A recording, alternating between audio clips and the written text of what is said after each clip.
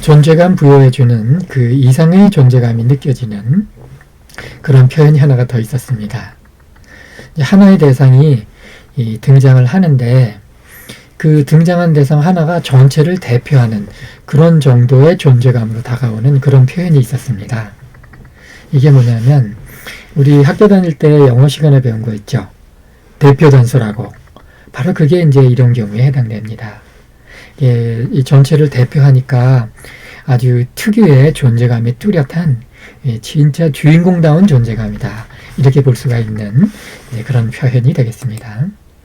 자, 예문을 보게 되면 a friend, 친구가 하나, 어떤 친구 잘 모르는 친구가 하나 등장하는데요. is someone who listens. 귀를 잘 기울여주는 어떤 사람이래요. 새로운 친구가 등장을 했는데 귀를 잘 기울여주는 친구인지 어떤 친구인지 어떻게 알아? 문맥이 살짝 이상한 표현이 되겠습니다. 그렇다면 이렇게 그냥 친구 하나가 그냥 처음 등장해요. 이런 의미로 이제 의미가 그냥 남아있는 게 아니라 그런 의미가 안 맞아 들어가니까 내 의미는 통하는 길을 따라 흐른다라는 원칙에 따라 이 한 친구가 이 친구라는 집단 전체를 대표하게 돼요. 그래서 의미가 어떻게 바뀌냐면 한 친구는이 아니라 친구란 건 말이야. 이런 정도가 의미돼요. 친구란 건 말이야. 귀를 잘 기울여주는 어떤 사람인 거지. 이런 정도의 이제 의미가 되죠. 친구란 건 말이야. 저거로 귀를 잘 기울여준 사람인 거야. 이런 정도의 이제 어감인 거죠. 근데 이 관사 말고 이제 더를 사용해서도 대표 단수 만들 수 있다는 것도 학교에서 배웠죠. 그리고 예문 보면 The friend is someone who listens. The friend, 그 친구는 말이야.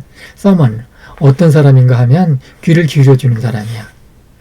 근데 그 the friend 하면 이제 그 친구 하니까 익숙하잖아요. 이제 잘 아는 친구인데 someone 하면은 뭔가 잘 모르는 사람이에요. 우리가 흔히 some이라고 할 때는 뭔가 확실치 않은 부분이 있을 때 some이란 말 써요.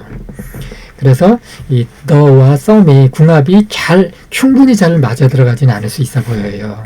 이런 경우에 또다시 이 의미 궁합이 잘 안 맞으니까 the와 some의 의미 궁합이 잘 안 맞아 들어가니까 이런 경우에 또 의미는 통하는 길을 따라 흐른다라는 원칙에 따라서 이 the friend를 그 친구 집단 전체를 대표하는 의미를 한번 바꿔보는 거예요.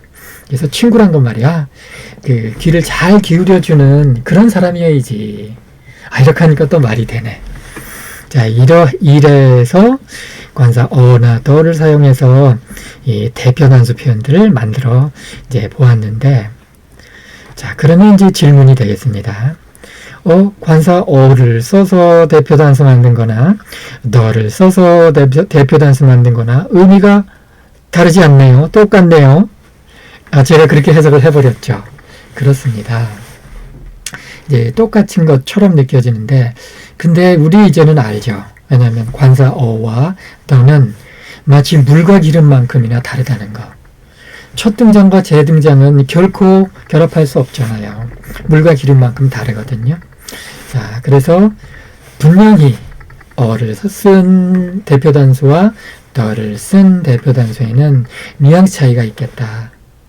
야, 이 차이를 어떻게 구별한대? 이건 미국 가서 살면 구별해 줄 수 있을까? 미국인들이 구별해 줄 수 있을까?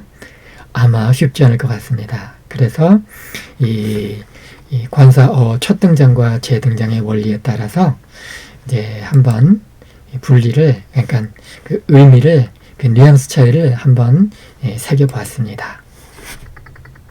먼저 어를 사용한 대표 단수는 어쨌든 친구 집단 전체를 대표하긴 하는데 이 어로 등장한 이 대표 단수는 주인공 감각이에요. 그래가지고 영화에 있어서 영화 전체를 대표하는 주인공이 맞는데 그게 영화 전체를 하나하나 다 두루 다 아우르면서 대표하는 게 주인공은 아니잖아요. 그 영화의 어떤 전형적인 인물로서 등장시켜주는 게 주인공이잖아. 그러니까 어로 등장하는 이 주인공은요, 전체를 대표하는, 전체적으로 보았을 때의 대표 단수라기보다는 그 그룹의 한 전형적인 이 캐릭터로서의 이 대표인 거예요. 그래가지고 friend라 그러면은 친구란 건 말이야. 친구 집단이 여러 개, 아주 스펙트럼이 넓잖아요. 못된 친구, 막된 친구, 좋은 친구, 도와주는 친구 많은데, 그런 친구들 중에서 전형적으로 친구란 건 말이야. 이런 사람은 귀를 기울여주는 사람인 거지. 라고 한 전형적으로, 이러는 게 맞지. 그러니까 이제 전형적으로 볼 때 친구란 건 말이야. 들어주는 사람이 맞아.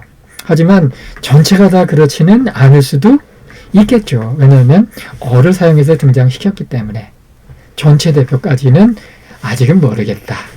반면에 이 더를 사용해서 이제 등장시킨 경우에는 이 대표 단수의 경우는 집단 전체를 두루 대표하는 거예요. 왜냐하면 더는 조언과 엑스트라 전체를, 이 조언과 엑스트라가 사실은 영화 전체의 실질적인 바디를 구성하잖아요. 주인공 빼면은.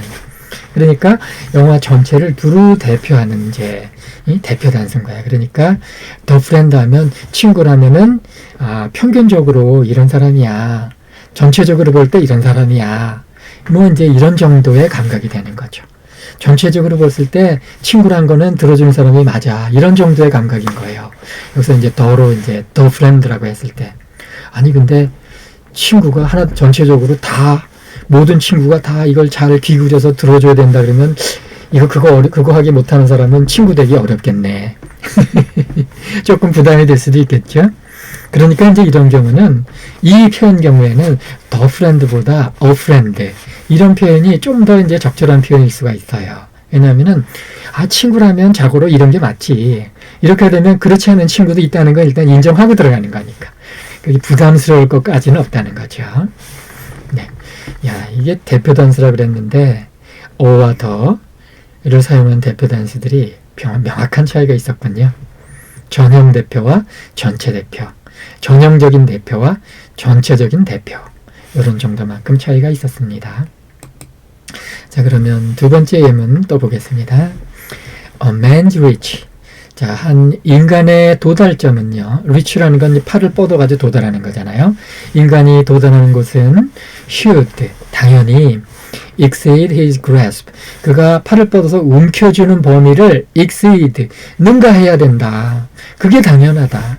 인간이 도달하는 지점은요, 자기가 지금 있는 곳에서 팔을 뻗어가지고 잡을 수 있는 그 범위를 좀 능가해 줘야 돼요. 그거 맞지 않겠어요? 아주 굉장히 좋은 말이네요. 이것도 말 그대로 대표 단수 맞죠?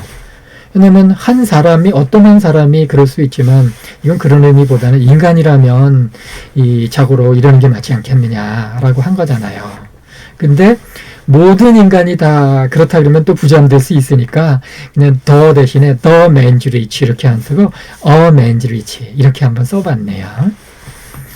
자, 여기도 뭐라고 설명했나요? 전형적으로 보는 인간이다. 그래서 인간다운 인간은, 전형적인 인간은 도달점이 자기 영역을 좀 넘어서야 된다. 그게 마땅하다. 또 그 다음 the man's reach, 이 대표 단수는 전체적으로 봤을 때 인간이라면 누구든 그 도달점이 자기 영역 넘어라야 마땅하지. 이건 쉽지 않은 일이 되겠어요. 하지만 우리 인간은 모두 다 평등하잖아요. 인간이 평등한 이유가 뭐겠어요? 모든 인간 내부에는 자신이 이런 현재적인 존재를 넘어설 수 있는 그런 포텐셜, 잠재력을 다 갖고 있기 때문에 인간은 평등한 거 아니에요.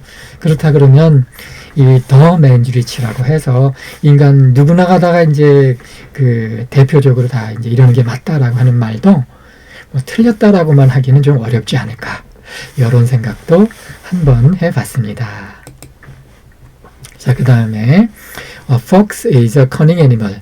자, 이 표현은 우리 이 중고등학교 때 영어 배울 때 이제 많이 나왔던, 특히 옛날에 영어 공부하는 학습 참고서에서 많이 나왔던 예문이죠. A fox is a cunning animal. 여우 한 마리가 등장했는데요. 이 교활한 동물이네요. The fox is a cunning animal. 여우라는 그 동물이 있는데요. cunning animal이네요. 이렇게 해가지고 여우 한 마리를 딱 등장시켰는데, 이 cunning animal 하면은 교활한 동물 하면은 여우에 대한 어떤 이미지가 있잖아요. 근데 여우에 대한 이미지가 교활하다. 정말 진짜 교활한지 그건 모르겠지만 이제 교활하다는 걸 일단 인정한다고 했을 때 여우가 교활하다고 하는 그 특징이 그게 여우라는 전체 집단의 한 전형적인 특징이냐 하면은 a fox를 등장시키면 되고요. 여우라는 전체 집단의 평균적으로 전체적으로 두루 그런 특징이냐 하면 the fox 이렇게 등장시키면 되겠다라는 것입니다. 자, 그래서 여우가 이제 흔히 보면은 이제 그런 게 많죠. 그러니까 전형적으로 그렇게 느껴질 수 있는 거고요. 근데 모든 여우가 다 이 교활하냐 하면 그렇지 않을 수는 있겠죠. 그리고 여우가 원래 교활하라고 태어난 건 아닐 거 아니에요. 자기가 주어진 몸, 그 다음에 주어진 이 삶의 여건, 그 속에서 살아가려다 보니 이제 그런 우리 눈에 교활해 보이는 이제 그런 행동들을 하게 되었을 뿐인 것이죠. 네. 자, 이렇게 해가지고 세 번째, 이 존재감을 부여해주는 그 이상의 존재감이 느껴지는 이 상황들을 이제 다루어 보았습니다. 자, 이것으로 첫 등장의 관사, 어를 어떻게 영어민들이 그 영어 표현 속에서 활용하는지 그 아주 전형적인 그 대표적인 예제들을 보면서 한번 논의해 보았습니다. 이제 다음 시간에는 이제 약간 미셀레니어스 그동안 앞에서 다루지 않고 남아있던 그 이렇게 세밀하고 단편적이고 부차적이고 한 그런 부분들 중에서 좀 이제 주목해 볼 만하겠다 한 것들을 뽑아서 한번 다뤄보겠습니다.